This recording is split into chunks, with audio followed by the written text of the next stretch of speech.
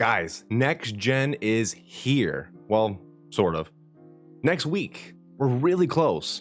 And the reason why I say sort of is because today's video is going to be an unboxing and first impressions on the DualSense controller for the PlayStation 5. I'm excited. I've played around with this controller a little bit and I love it. We're going to be unboxing the controller, comparing it to the other controllers that are on the market, the Xbox One and the DualShock 4 controller for the PS4, and just kind of giving you my first general impressions on the controller feel and how it is to use. Now, I don't have a PlayStation 5 on hand right now. Mine is coming next week, which next week's video is going to be a first impressions and unboxing of the PlayStation 5 itself. But I haven't been able to use any of the adaptive feedback or the triggers or anything like that, but I have gotten this controller to work on Steam on my PC, and I will show you guys how to do that if you do decide to pick this controller up and use it for your PC gaming.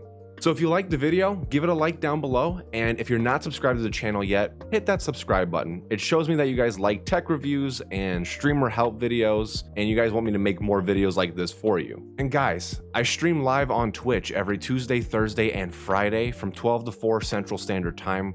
We talk a lot about tech, video games, and streamer help and tips. So if you like this content, come on by the stream and we can talk more about it. The link is in the description below. But anyway, I'm excited. I hope you are. And let's get to unboxing this guy. So here's the box that the DualSense controller for the PlayStation 5 comes in. It has the color scheme of white and blue, and it has a picture of the controller itself. It says DualSense wireless controller for PlayStation 5 on the front. If we flip it onto the back, you can already see that I've already opened it. But as you can see back here, it says haptic feedback, adaptive triggers, built-in microphone, and signature comfort. It is very comfortable in the hand, which we'll get to here in a second. So that's pretty much it for the box. So we can just open this guy up real quick, throw that away, then get this guy out of the way. Here we go. Comes in this plastic wrap right here. And that is the controller, guys. I have played around with it a little bit, obviously. But guys, when you first hold this guy, it is so much better than a DualShock 4, in my opinion. And it's kind of like a hybrid of the Xbox One controller and the DualShock controller. So there's also the manual right there. It does not come with a USB-C charging cable, which this does take to charge it. But let me get this out of the way real quick. So guys, this is the controller. It comes in white and it has like this black bottom half to it.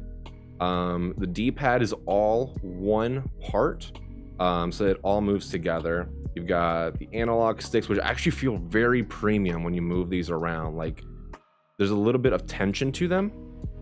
The buttons feel really nice. They're not really clickety or anything. You can't really hear them that much. But when you press these down, it's the best way I can explain it is with a DualShock 4 controller, they kind of feel plasticky and cheap in a sense, but these buttons feel very premium and very responsive.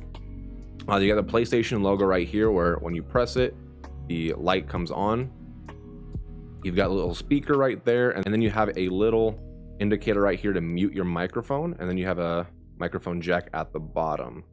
Now this is the touchpad now, and actually it does feel a little bit different than the DualShock 4 touchpad. I really like it. You've got your options button and you've got the share button right here. You've got your triggers, your bumpers right here like this, right here. These triggers feel really nice, guys. And again, I don't have the PlayStation 5 to utilize the tension in these triggers, but next week when I have my PlayStation 5, I'll be able to test that out for you. But guys, when you hold this controller, it just feels so nice in the hand. Let's compare it to the DualShock 4 and the Xbox One controller. I'm gonna put this right here, and then here's my DualShock 4 controller. So that's them side by side. And again, like I said, these buttons feel kind of clickety and flimsy in a sense compared to this guy right here. Whereas these are silent, these feel very premium. I don't know how else to explain it other than it feels good in the hand, and the buttons just feel responsive. So that is these guys right here compared.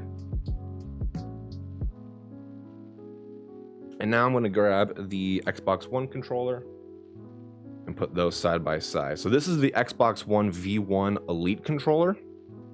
It's the same size though as a regular Xbox One controller, but they're both white. Obviously the thumbsticks on the Xbox One controller are offset because that's their signature way of doing their controllers.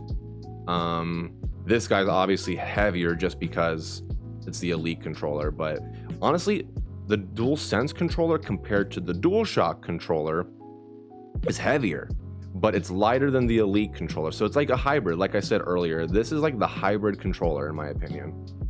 A good mixture between the casing of an Xbox One controller, but the thumbstick layout of a DualShock controller. So I put all these side by side together like this. This is what they all look like side by side. So if you've picked up the DualSense controller and you've already unboxed it, can you even use it? Or is it just gonna sit there until the PlayStation 5 actually comes out? Well, you're in luck. This controller can actually be used on Steam on PC.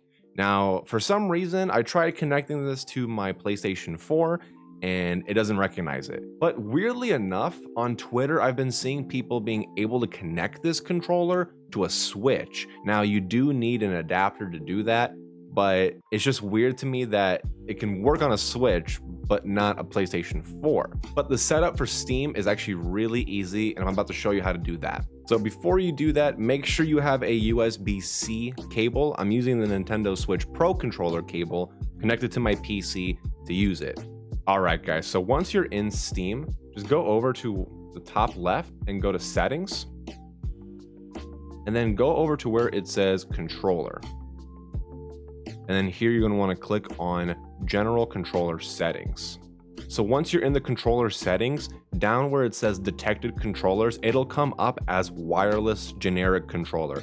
You're gonna wanna go ahead and click on it, and then you're gonna wanna map the whole controller. Mine's already mapped, but it'll come up like this, and with the highlighted green icon right here, it'll walk you step by step which buttons you're mapping. It'll just go down the list. And then once that's set, just click save, and then you're done. It's mapped. And then one last thing you're gonna wanna do. This is kind of the annoying part, but you're gonna wanna go to your library, and then within each game, you're gonna wanna right click it, go over to where it says properties, and then go down to where it says Steam input per game setting. And you're gonna wanna force this to the on position. Once you do that, your controller should work flawlessly. But yeah, guys, this controller is one of the best, if not the best controller that I've ever used. And I'm pretty particular about my controllers. On my PC, my primary controller was the Xbox One controller, but I've never really liked the thumbstick layout that Xbox does, but that's a personal preference of mine. I know I'm probably in the minority. I've always preferred DualShock controllers. They just feel right in my hand, and I grew up with PlayStation. But I love both of these controllers so much. And the DualSense controller is a hybrid between the two. Like I said earlier, it has the big body of the Xbox controller, but it has the thumbstick layout of the DualShock controller. It's the best of both worlds, honestly, and I highly recommend this controller. Now, it is pricey. This was $70 for a controller, but if you think about what it can do, the possibilities of the haptic feedback and the tension in the triggers, like if you're pulling a bow back and you're about to shoot the arrow, you can feel that in the triggers, supposedly. A lot of people have been saying that the controller is the most next-gen thing about the PlayStation 5. So in next week's video, when I actually have the system and I can play around with everything that this controller can really do, then I can give you a final thought and review on this controller. But as it stands right now, just using this on Steam and holding it and using it as just a generic controller, it feels right in my hand. It feels great, and it feels premium, especially with that high price tag. It actually feels like it has a build quality that's worth that price. And we won't know until day one of the PlayStation 5 launch, but Sony probably will come out with PC drivers so that we can use this on PC without having to remap everything as a generic controller. And who knows, with PlayStation titles now coming to the PC, we might get a driver that allows the full functionality of this controller and what it can do. But anyway, guys, I hope you liked the video. I hope you liked the unboxing and just the general overview of this DualSense controller. Let me know in the comments down below. Are you going to be picking one up? Do you have a PlayStation 5 on pre-order? And what did you think about the video? I don't really do tech reviews that much, but it's something I do want to get into. So let me know in the comments what I can do to improve these types of videos for you. So anyway, guys, I'll catch you live on Twitch.